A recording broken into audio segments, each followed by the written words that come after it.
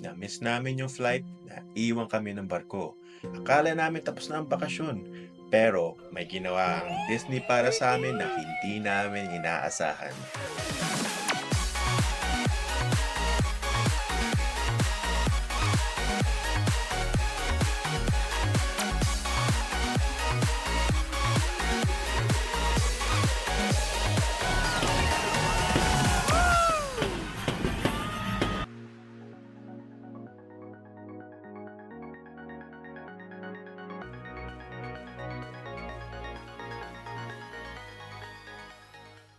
Nasa airport kami sa Vancouver.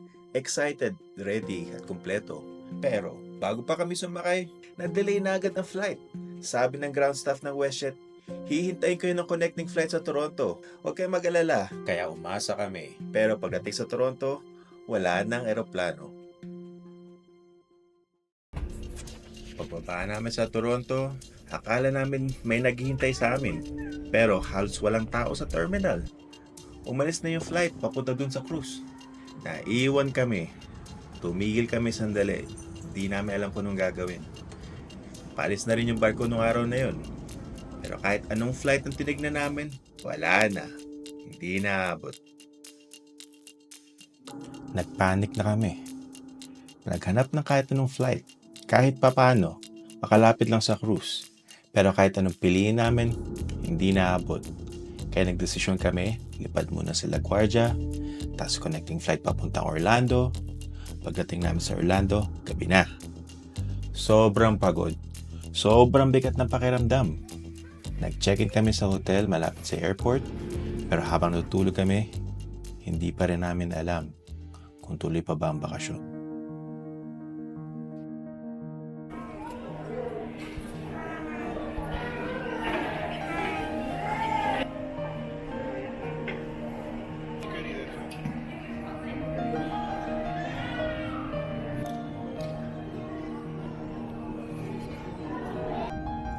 Kinabukasan, lumipad kami papuntang Bahamas. Hindi pa rin kami sigurado kung aabot o kung may pag-asa pa. Pero paglapag namin sa Nassau, may sorpresa. Nagpadala ang Disney ng private van para sunduin kami. Sa lahat ng pagod at gulo na pinagdaanan namin, yung simpleng gesture na yon, parang sinasabi nilang may pag-asa pa. Nung nakita namin yung barko, parang nawala lahat ng pagod. Totoo na, aabot kami. Kahit late, kahit pagod, finally, andyan na kami. Sumakay kami sa Disney Dream, excited na magsimula. Pero, may isang pangyayari ulit. Ibinigay pala sa iba yung kwartong na nakabook para sa amin. May radio event sa barko at somehow, na-reassign yung stateroom namin. Wala na yung room na may malaking porthole, yung pinakagusto namin para sa mga bata. Sinubukan naming intindihin. Pero sa dami na nangyari, hindi na napigilan nila yung luha. Yung kwarto na yun, yung may malaking porthole, yun yung safe choice kasi namin para sa mga bata. Ayaw namin ng balcony. Hindi namin hinahanap ang upgrade. Gusto lang namin yung original naming room. Pero may ginawa na naman si Disney. Pagpasok namin, may welcome gift basket. May treats, inumin, chocolate, at free robes na pwede namin uwi. Ilang araw pa, binigyan pa kami ng Halloween theme na regalo. Plush toys, glow-in-the-dark decorations, snacks. Pero yung pinaka hindi namin ini-expect, isang private photo session kasama lahat ng Disney characters. Walang pila, kami lang. VIP treatment talaga. Usually para lang yun sa mga concerts level guests. Ito yung mga business owners, executives, o professionals na 6 figures ang kinikita, one buwan. Sila yung tipong nagbabayad ng 500 to 700,000 pesos para lang sa isang family suite na kwarto.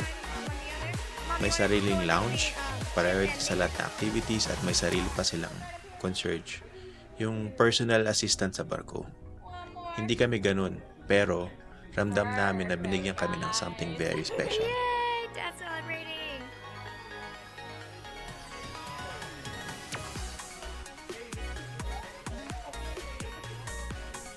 At ito na ang masayang part. Ang totoong Disney Cruise Experience.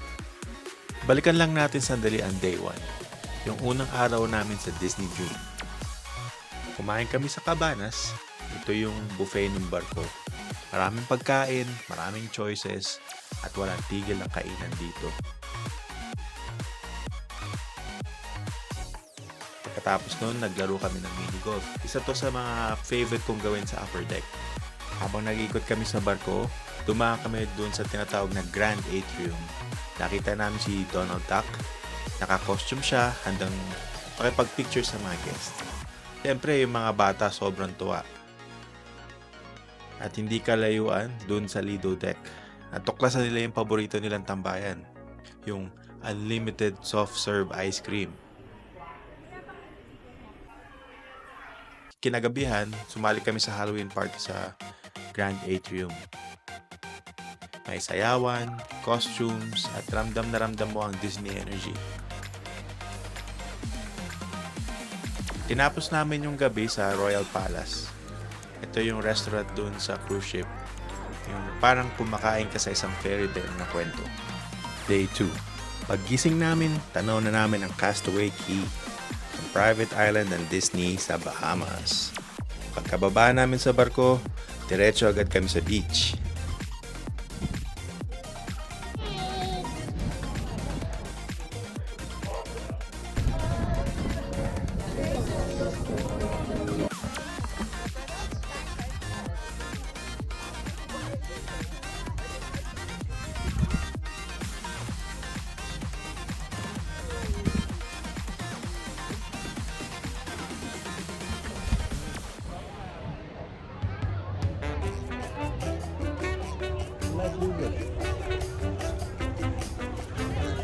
Ang linaw ng tubig, ang lambot ng buhangin, at ang ambience, parang nasa pelikula kami.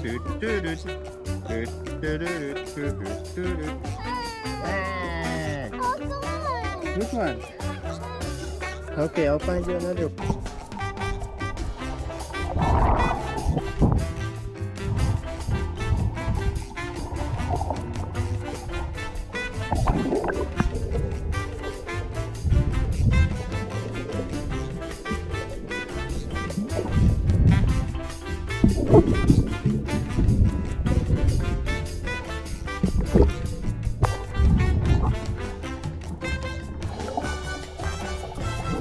Buong umaga kami nag-snorkeling, lumangoy at nag-relax lang sa tabing dagat.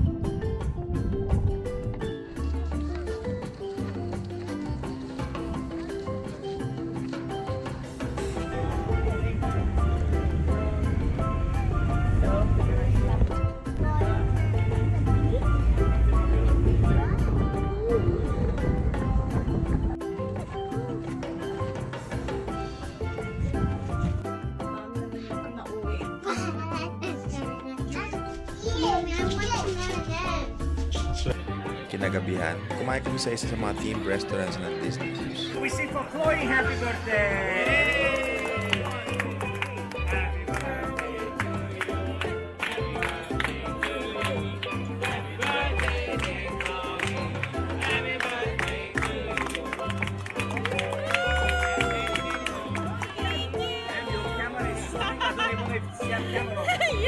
I say hi. Wave the hands. Yay! Pagkatapos nun, Pirate Night. Halos lahat naka-costume, pati kami. Nakakita din kami ng artista, si Johnny Depp. Here we go. Nice. Mandy, I know. Nice to know. Here we go. Things are very funny to know. All right, everybody. You like her pretty sparkles? My treasure, huh? At parang naging isang malaking party yung deck. At syempre, may fireworks rin habang nasa dagat kami. Yung moment na yon, sobrang sulit na agad ng buong cruise.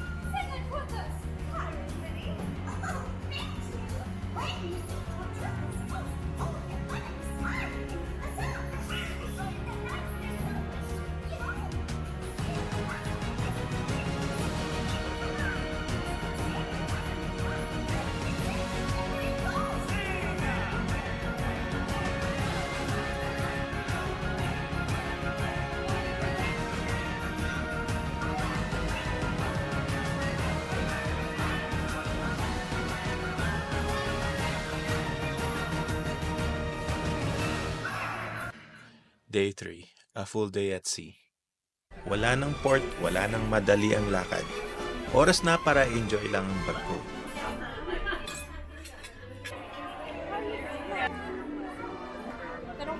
Sumali kami sa mga games, parties, at nakilala pa ng mga bata ang mas maraming characters. Kasama na dyan sila Elsa, Same size crowd as Marshmallow. Thank you guys.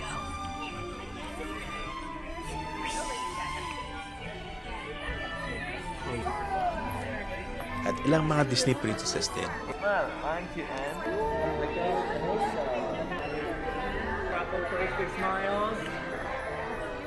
All right, everyone.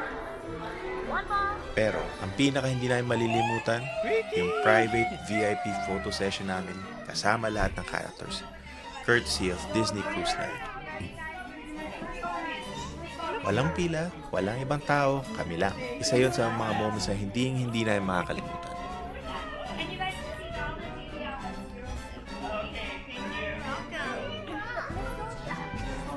Welcome. All right, there, Dad. You want to go on one side and Mom on the other? Mom, you want to go in between Chip and Mickey? All right, we're gonna look right up here, me. One more. Perfect, guys. Yay! Dad's celebrating.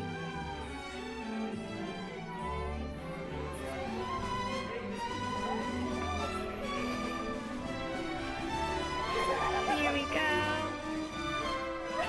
Yay! There you go. Thank you, Dad. I got you celebrating with our All friends. right, thank you. Are you happy, Chloe? Super happy. That's the best. Thank you, guys. Bye. Bye. Thank you so much. Yeah.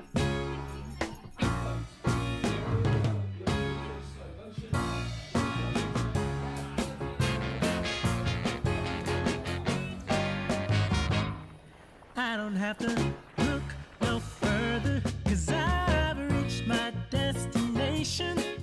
I used to be lost, but now I'm found. As long as I know that you'll be around, I don't have to keep on searching. I'm right where I wanna be. I used to be so sad. They left you. Now I'm glad. Now we have to catch up. You have to be nice. Okay? And I'm ready, yeah, yeah. This time I'm going all in. Yes, I'm ready, yeah, yeah. I'm ready have to keep this burden, 'cause I found my salvation.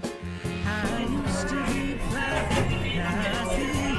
As long as I know that you'll stay with me, I don't have to look for a purpose, 'cause I'm right where I need to be. I used to be blue, and so are you, until we knew this love so true. I'm ready. This time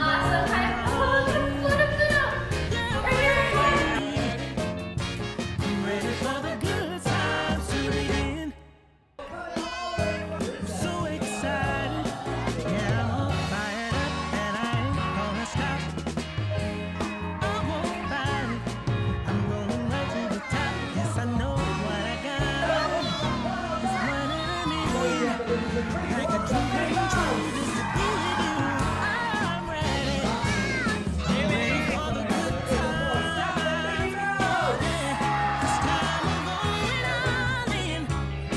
Yeah, I'm ready, ready, ready for the good times to begin. Yeah, I'm ready, yeah, I'm ready for this good times. I'm willing and able, my cards on the table, I'm cashing in.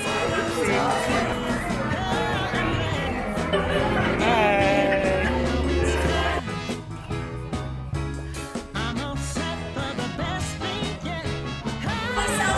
We'll see you real soon. So on the count of three, everyone say, see you real soon, Mickey. 1, 2, 3. See you real soon, pal.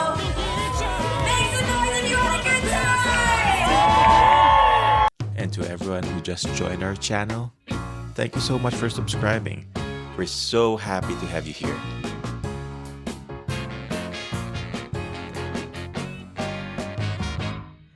I don't have to look no further, 'cause I've reached my destination. I used to be lost, but now I'm found.